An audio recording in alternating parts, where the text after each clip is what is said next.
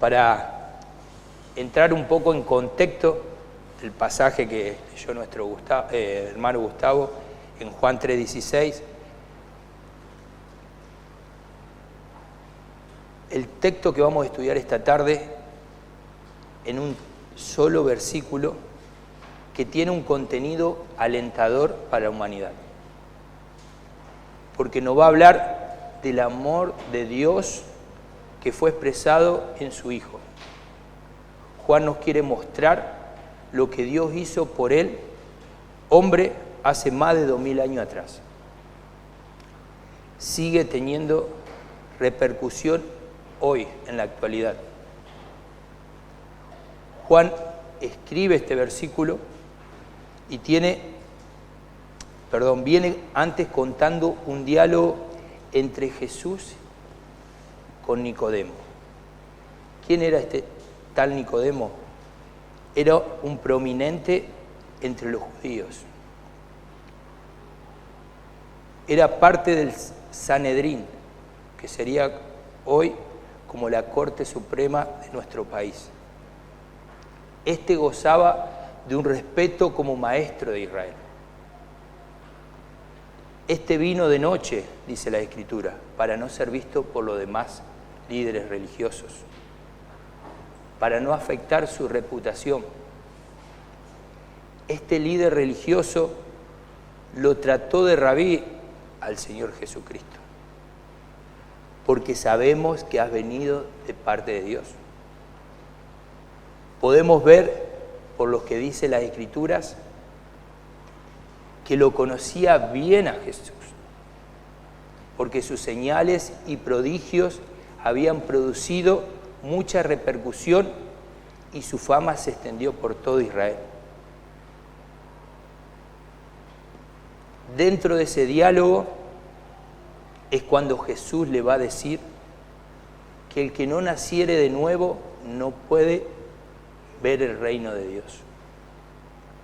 Estas palabras hicieron ecos en la mente de Nicodemo, que impactó de tal manera en su mente que lo llevó a hacerle una pregunta al mismo Señor Jesús. ¿Cómo puede alguien nacer de nuevo? ¿Cómo puedo yo nacer de nuevo? Para este líder religioso le era imposible, como cualquiera de nosotros, si el Señor Jesucristo nos dice. Y él volvió a insistirle preguntándole nuevamente, ¿cómo puede un hombre nacer de nuevo ya siendo de una edad mayor, ya siendo viejo? ¿Puede acaso entrar por segunda vez al vientre de su madre y nacer?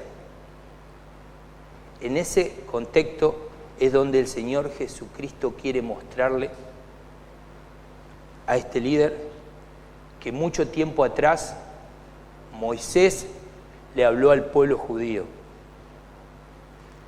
enviado por el mismo Dios, que le dijese estas palabras: cuando levantó la serpiente en el desierto, así le es necesario que el Hijo del Hombre sea levantado, haciendo alusión de la muerte y la resurrección de nuestro Señor Jesucristo, para que todo aquel que en Él cree no se pierda, mas tenga vida eterna. Lo que Juan nos quiere contar y a la vez mostrar es que el Dios Padre, a pesar de la infidelidad del pueblo judío, quienes lo rechazaron para seguir a otros dioses, siendo personas que no confiaron en Él, a pesar de su incredulidad, Dios le va a demostrar su amor para con ellos. Y lo va a hacer de una manera más extraordinaria, más grandiosa, más sublime, entregando nada más que a su Hijo amado, a Jesucristo. ¿Qué expresión más honorable que esta? ¿vos entregarías a tu hijo por alguien que no conoces? ¿Por alguien que te hizo daño? Y no fue una sola vez, fueron muchas veces. Donde no hay manera de contar las veces que le fueron infieles. Te puedo asegurar, ni que vos ni yo entregaríamos a nuestro hijo. Pero Dios sí lo hizo. Y en esa perfecta demostración de amor es donde no fue gratis, sino que tuvo un precio, un alto costo, donde fue necesario que la vida de un ser humano, ya no más animales, ya no más sacrificio de corderos, para que muchos de nosotros hoy seamos bendecidos. La cruz es el acto o la expresión más honorable, grandiosa de la demostración del amor del Padre, y donde su Hijo Jesucristo, en obediencia a su Padre, al ir a esa cruz, para que pudiera rescatar a aquellos hijos adoptivos. Por esa misma razón es que Juan quiere mostrar en este versículo que vamos a estudiar dos aspectos que el texto muestra y que son de suma importancia para nuestra vida. Por eso le pido al Señor, y con la ayuda del Espíritu Santo, que me ayuden en esta tarde para que podamos analizarlo y comprenderlo. Así que vamos a nuestra Biblia y vamos a leer nuevamente el pasaje de Juan 3:16, que ya lo hemos leído, pero lo vamos a hacer nuevamente. Dice: porque de tal manera amó Dios al mundo que ha dado a su Hijo unigénito, para que todo aquel que en Él cree no se pierda, mas tenga vida eterna. El primer aspecto que podemos ver en este pasaje es la revelación del amor de Dios a través de su Hijo. La revelación del amor de Dios a través de su Hijo. Y lo encontramos en la primera parte. Porque de tal manera amó Dios al mundo que ha dado a su Hijo unigénito. Sin duda, este versículo, el versículo 16, es el versículo más conocido en el ámbito evangélico. El más usado, el más repetido y el más amado de todas las Escrituras por muchos. Se puede decir que este versículo muestra el corazón del Evangelio, porque en pocas palabras resumen el Evangelio y todo lo que representa la obra redentora para el hombre. Hermanos y amigos que nos visitan, y a los más jóvenes, niños, si esta tarde estás dudando del amor de Dios, o venís hace tiempo sintiendo que Dios dejó de amarte, déjame decirte que hoy tenés que volver tu mirada hacia Él y entender que las circunstancias que estás viviendo de salud no definen el amor de Dios por ti. Las circunstancias económicas que estás viviendo no definen el amor de Dios por ti. Los problemas con tus familiares no definen el amor de Dios por ti. Los problemas laborales no definen el amor de Dios por ti. Los problemas con tu matrimonio no definen el amor de Dios por ti.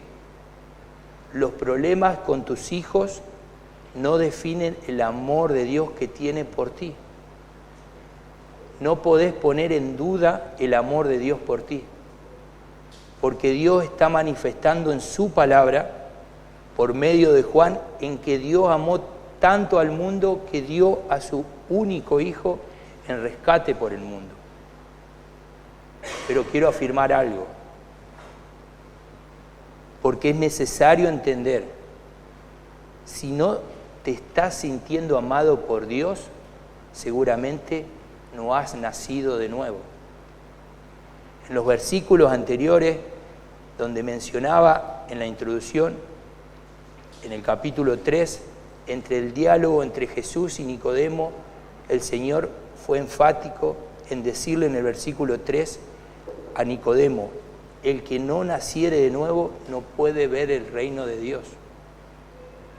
Porque el que ha nacido de nuevo sabe, aún en las enfermedades, Dios le ama. Aún en la escasez, Dios le ama. Aunque cambien las circunstancias, aunque vengan caos en el país, aunque haya inclemencia en la naturaleza, Dios nos ama. Dios nos ama.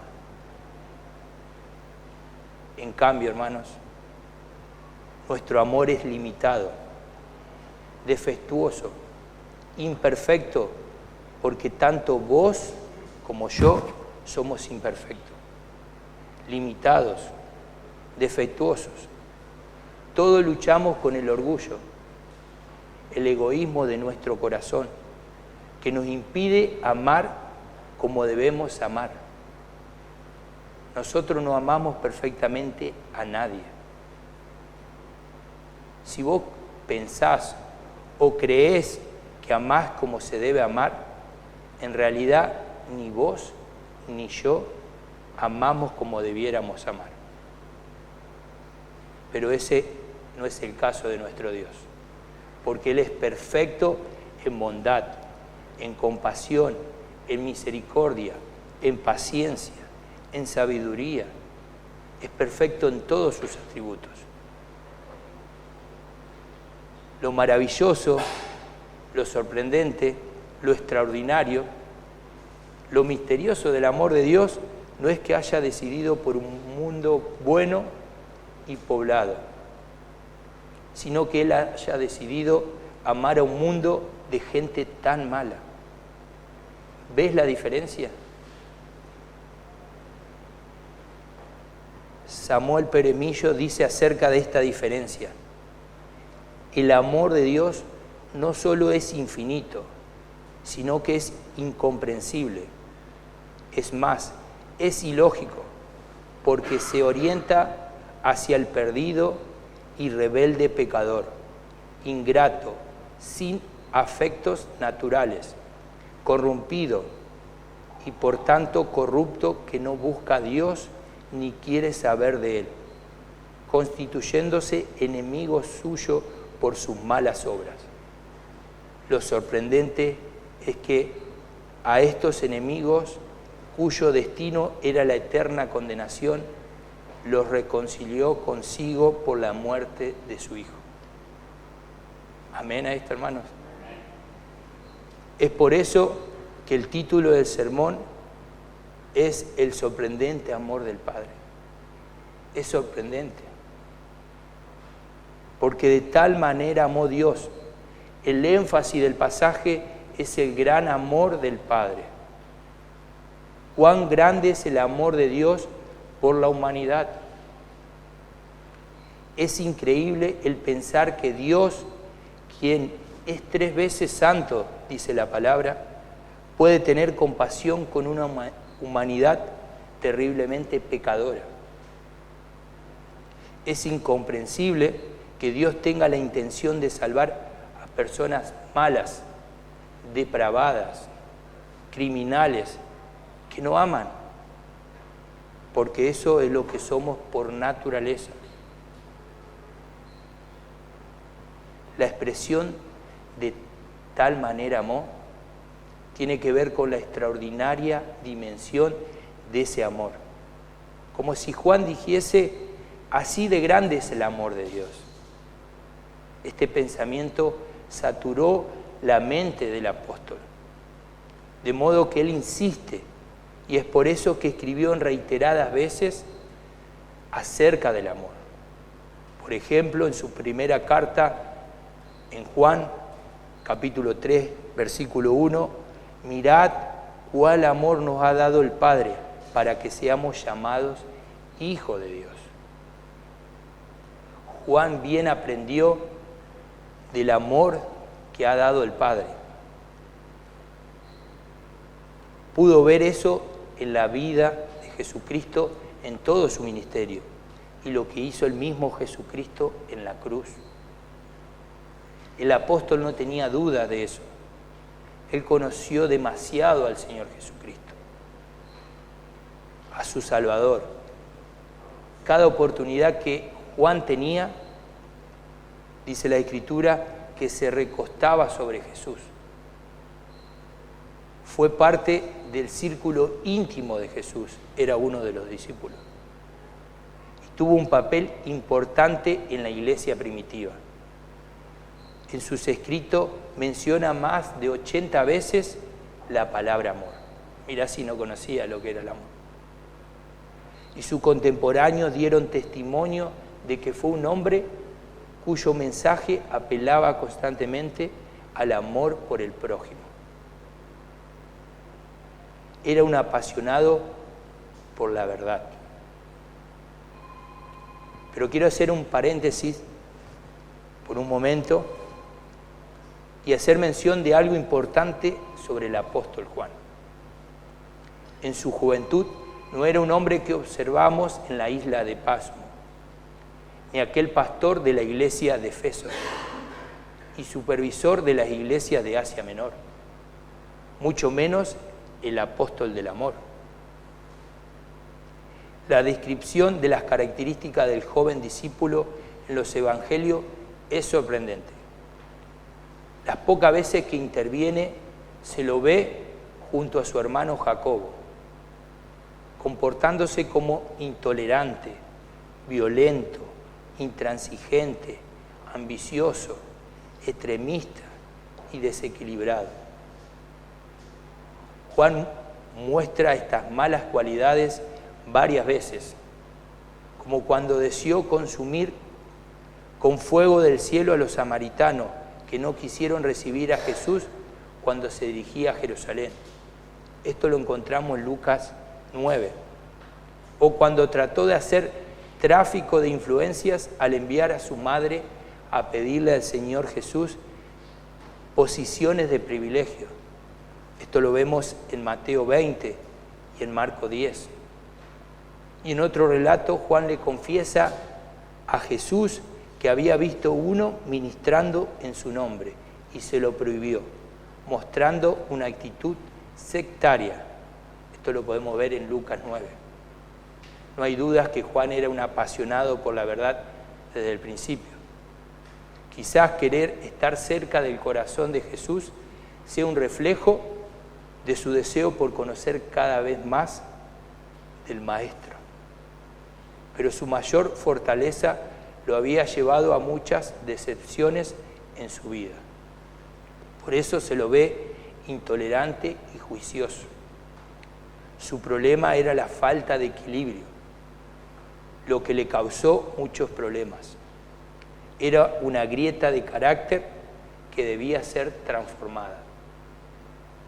Al igual que Juan, todos nosotros corremos el riesgo de caer en la trampa donde, debido al deseo por defender la verdad, nos olvidamos del amor.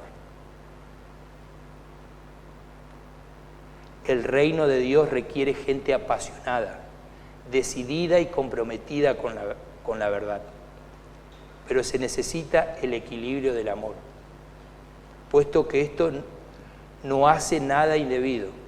El amor refleja humildad, espera con paciencia, es pronto para perdonar y no guardar rencor. 1 Corintios 13. John MacArthur nos dice al respecto sobre este tema, una persona fuera de equilibrio es inestable. La falta de equilibrio en el carácter de un individuo es una forma de intemperancia, es falta de autocontrol, y eso es un pecado en sí mismo. Por eso es peligroso empujar algún aspecto de la verdad o una cualidad del carácter al extremo. Bien aprendió el apóstol, donde hoy nos dice a vos y a mí que necesitamos amar más a nuestro prójimo. Ese es el amor dado por Dios, es lo que Juan nos dice en este versículo. Cerramos este paréntesis y volvemos al texto. Dijimos, porque de tal manera amó Dios al mundo. Pero sigue el pasaje diciendo que ha dado a su Hijo unigénito. Otra traducción dice que dio a su Hijo único. El motivo por el cual Dios dio a su Hijo Jesucristo fue porque amó al mundo malo y pecador, de la humanidad caída. Como toda la humanidad es completamente pecadora, está totalmente perdida, incapaz de salvarse por medio de sus esfuerzos y méritos propios. De eso mismo nos habla el apóstol Pablo en Romanos 3, versículos 10 al 12. Por lo tanto, no hay nada en el hombre que atraiga el amor de Dios. Más bien, Él amó porque así lo determinó soberanamente.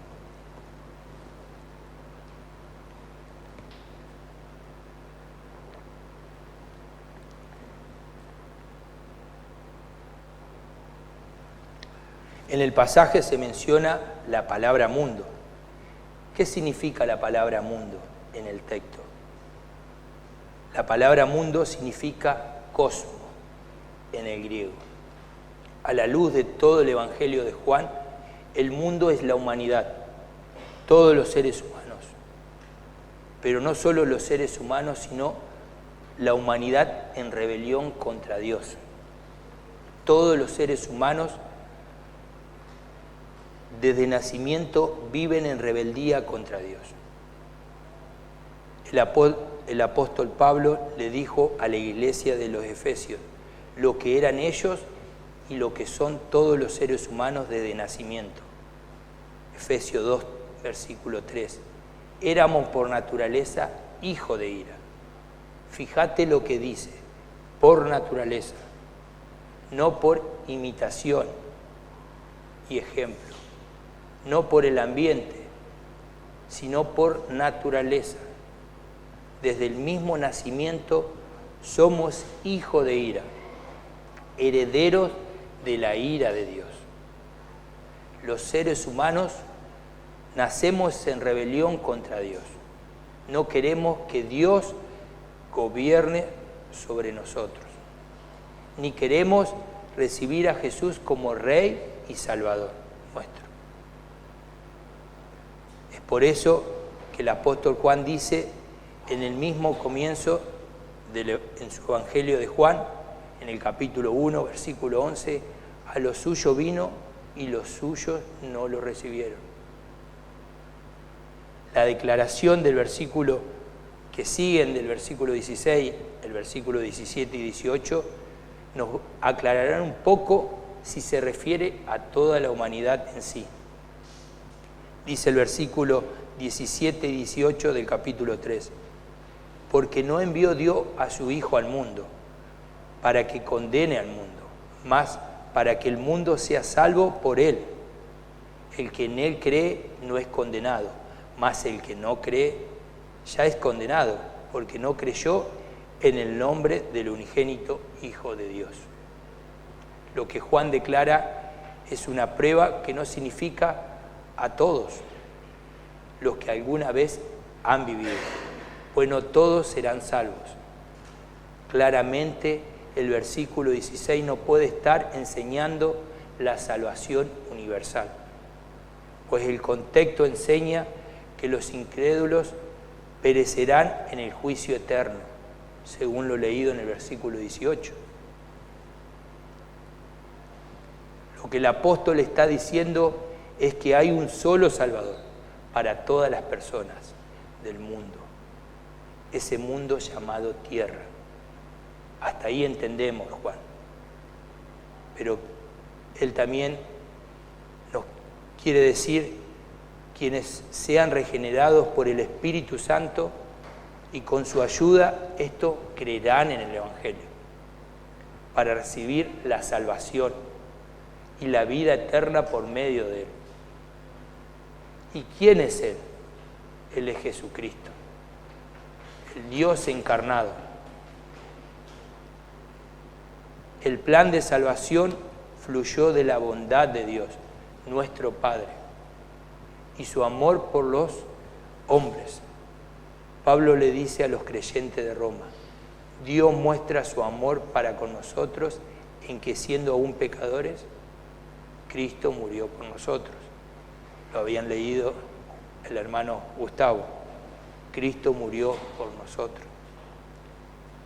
El apóstol Juan, en su primera carta, en el capítulo 4, versículo 10, dice: en esto consiste el amor, no en que nosotros hayamos amado a Dios, sino en que Él nos amó a nosotros y envió a su Hijo en propiciación por nuestros pecados. Más adelante, en el mismo capítulo, dice Juan, en el capítulo 4, versículo 19, nosotros le amamos a Él porque Él nos amó primero. Este amor es tan enorme, maravilloso e incomprensible que Juan, evitando todos los adjetivos, solo puede escribir que Dios amó de tal manera al mundo, que entregó a su Hijo amado. Sabiendo todo esto, ¿a qué estamos llamados cada uno de nosotros? Y me gustó esta frase que dijo un pastor, y esto nos anima. ¿Qué debemos hacer nosotros? El amor es estar dispuesto al autosacrificio por el bien del otro, sin exigir reciprocidad ni que la persona amada sea merecedora de su amor. Creo que es una definición útil del amor. Debido al amor de Dios por nosotros, en Cristo, el ejemplo del amor, debido al amor de Dios por nosotros en Cristo y al ejemplo del amor de Cristo por nosotros. ¿Qué debemos hacer? Hemos de vivir vidas, autosacrificio voluntario por los demás. Hemos de vivir vidas de autosacrificio voluntario por los demás. Eso estamos llamados todos nosotros. Dijimos que el primer aspecto era la revelación del amor de Dios a través de su Hijo. Y el segundo aspecto, la redención a través de la fe en su Hijo. Y lo encontramos en la segunda parte del versículo 16. Para que todo aquel que en Él cree no se pierda, mas tenga vida eterna. El gran amor del Padre por la humanidad le llevó a dar un gran regalo. Ese regalo no es nada más que Cristo. El gran regalo del Padre es salvación y vida eterna por medio de Jesús. Quiero que veamos dos cosas importantes que podemos ver en la última parte que leímos de este versículo. Y la primera cosa, la salvación que el Padre nos da por medio de Jesús es vida. A todos nos gusta la vida. Y no solo eso, nos gusta el vivir. Y Juan nos dice que este vivir solo se encuentra en creer en Él, en poner la fe en Jesús. Jesús es el camino, la verdad y la vida. Tener a Jesús es vivir para que todo aquel que en Él cree no se pierda. Escuchen los grandes y los más pequeños. Esto es importante recordar.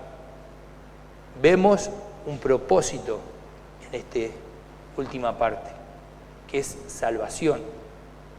Hay un propósito y es que no te pierdas. Dicho en otra palabra, lo que el apóstol nos quiere decir es que sin Jesús tenemos muerte y el resultado es la condenación. Porque el propósito de la cruz no es la mejoría en esta vida terrenal o que te hagas el más pobre posible. No importa tu condición económica, sea la que sea, tú debes creer en Jesús. Por eso, si Cristo no hubiera tomado esa copa de ira hasta la última gota, el cielo habría quedado vacío y el infierno repleto. Lo vuelvo a repetir, porque el propósito de la cruz no es la mejoría en esta vida terrenal o que te hagas el más pobre posible. No importa tu condición económica, sea la que sea, tú debes creer en Jesús. Por eso, si Cristo no hubiera tomado esa copa de ira hasta la última gota, el cielo habría quedado vacío y el infierno repleto. La fe en Jesús nos da vida, nos lleva a vivir la vida plena. Jesús dijo en Juan 10:10, yo he venido para que tengan vida y para que la tengan en abundancia. La vida que Jesús se refiere es plena, felicidad, alegría, para tener una satisfaciente comunión con Dios. Es disfrutar de Dios y a Dios en las cosas que Él nos da en la vida. Es disfrutar en adorar a Dios, de estudiar su palabra, de hablar con Él por medio de la oración. Pero es algo más, es vivir esta vida y disfrutar de las cosas que Dios nos da en comunión con Él. Es darle gracias por el pan, por los hijos, por el trabajo, por la salud, por la seguridad de su amor y su cuidado de mí y de los míos. Es vivir bajo la paz y el gozo que solo Dios da, aún en medio de los problemas, en medio de las aflicciones de esta vida. Cristo es la vida plena. Y la segunda cosa, la vida que nos da es eterna. El disfrute de esa vida que obtenemos por medio de la fe en Cristo es por toda la eternidad. Eso tenemos que estar seguros, es por toda la eternidad.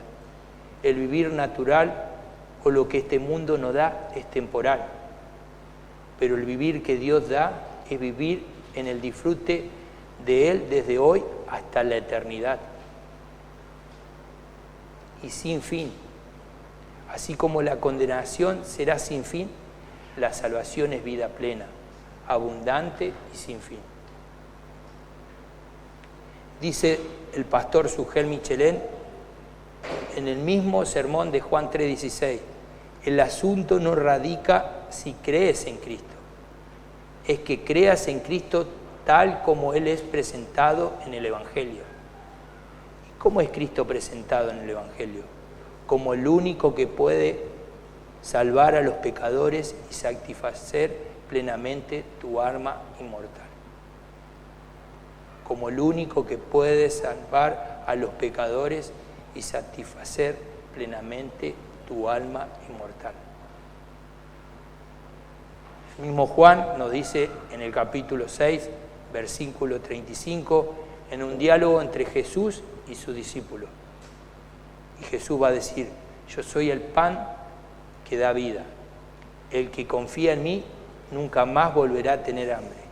El que cree en mí nunca más volverá a tener sed. Lo que el apóstol no quiere decir es que nunca, pero nunca más. Cristo es todo.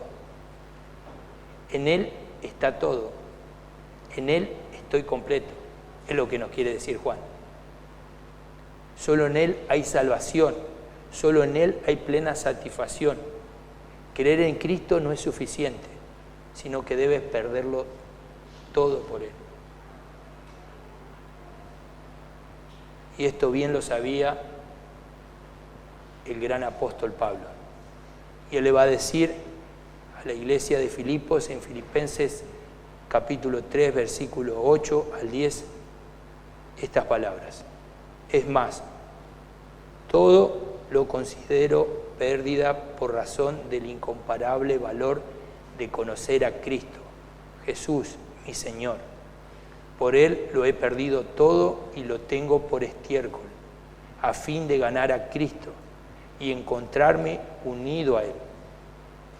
No quiero mi propia justicia, que procede de la ley, sino la que se obtiene mediante la fe en Cristo.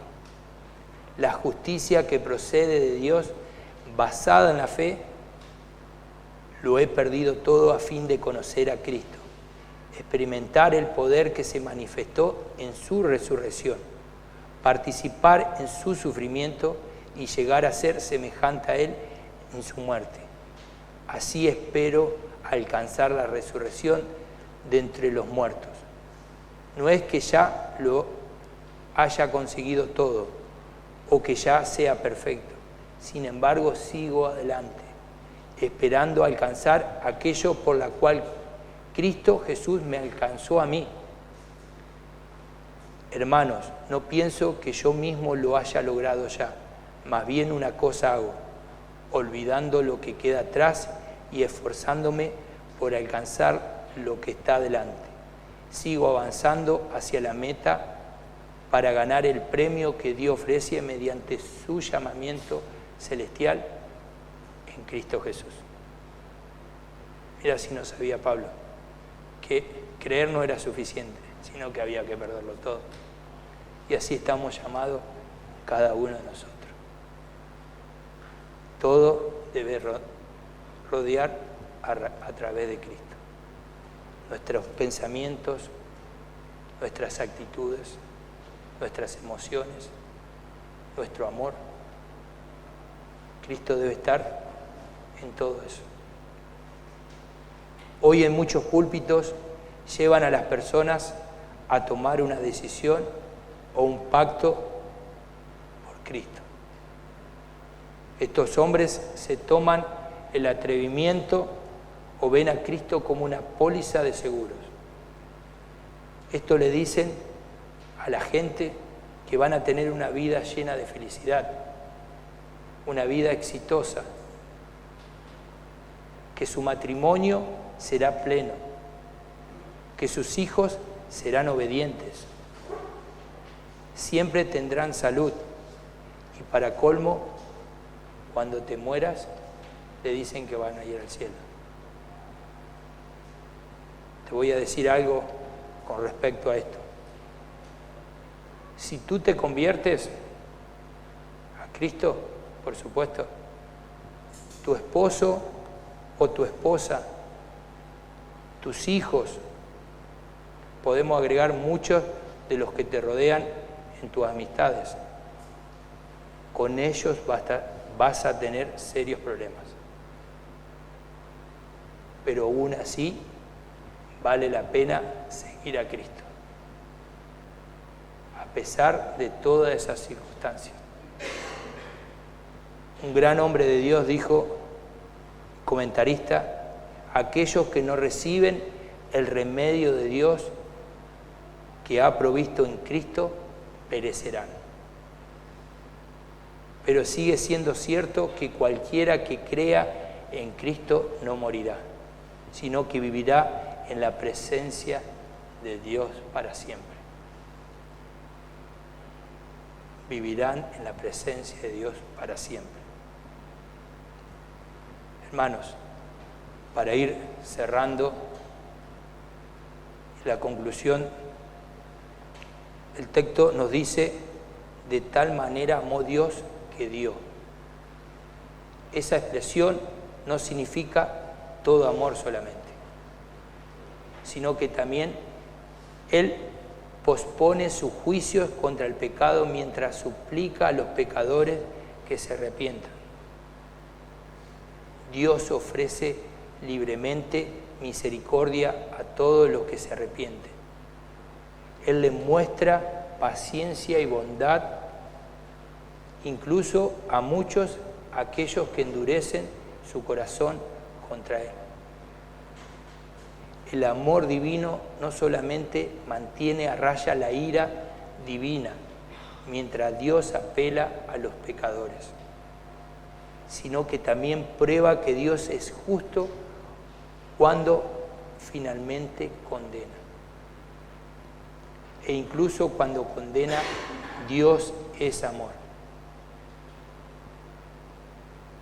Por tanto, nuestro Dios se muestra no solo glorioso, sino también bueno, no solo inmaculadamente santo, sino también maravillosamente compasivo, no solo justo, sino también como un Dios de amor inigualable. Ese amor emana de su propia esencia. Si entonces de Dios nace el amor, y todo aquel que confiesa ser un cristiano, un creyente, que dice ser reformado o no, que dice ser confesional o no, pero el amor del Padre no habita en él, algo pasa. Algo pasa. Porque dijimos que el amor de Dios emana de su misma esencia. Entonces, aquellos que dicen ser creyentes, que se consideran hijos de Dios, entonces deben mostrar evidencia de ese amor que es de su Padre espiritual. Y no hay mucho secreto de esto. La marca de un verdadero amor no es un deseo desenfrenado o una pasión irracional, es una entrega personal. Jesús, el Hijo de Dios, le remarcó esto a sus discípulos: nadie tiene mayor amor que este, que uno ponga su vida por sus amigos. Juan 15:13. Si amar es una entrega de uno mismo, entonces el más grande amor se muestra al poner nuestra propia vida. Y no estoy diciendo que tenés que poner tu cuerpo en sacrificio por otro, sino morir a tus deseos, a tus privilegios, a tu estatus, al yo mismo, por mi prójimo, por mi hermano. El reino de Dios requiere gente apasionada, comprometida con la verdad y lleno de amor. El amor refleja humildad, espera con paciencia, no hace nada indebido, es pronto para perdonar y para no guardar rencor. Y por supuesto, tal amor fue perfectamente moldeado por Cristo. Cristo es el mediador entre Dios y la humanidad. No hay otro mediador. No te vas a salvar por tu religión. No te vas a salvar por la Virgen, ni por los santos, ni por el gauchito Gil, ni por cuánto de esos que hay en el mundo en que la gente cree. En Jesucristo tenemos la vida eterna. Las Escrituras nos confirman eso. En Juan 14:6 nos dice: yo soy el camino, la verdad y la vida.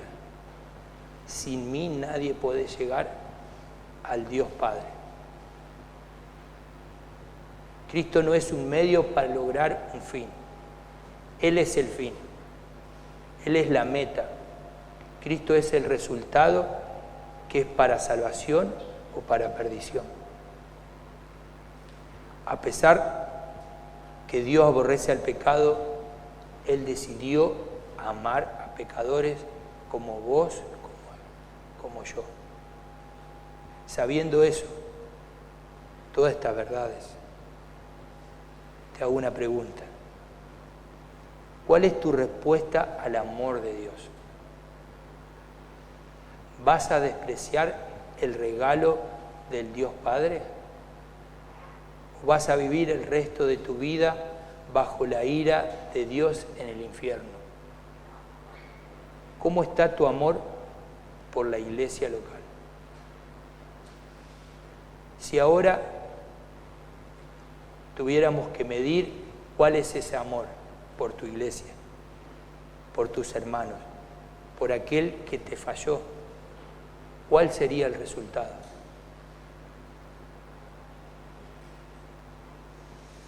Hay dos lugares para elegir.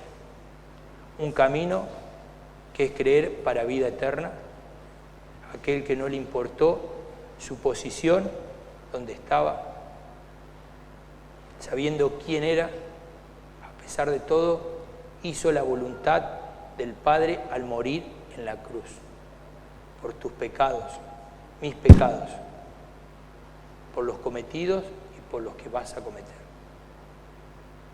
Para este grupo de personas debe ser una motivación para que derramen el amor del Padre en cumplir su voluntad, en reproducir algo de ese amor que Él dio por vos, para que hoy goces de muchos privilegios, como por ejemplo ser parte de su familia, su iglesia a la cual dio todo por ella.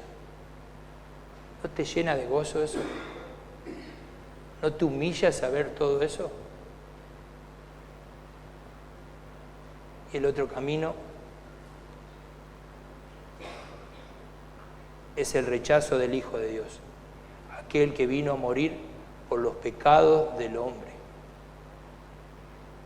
Esto es vivir eternamente separado de Dios, en el infierno.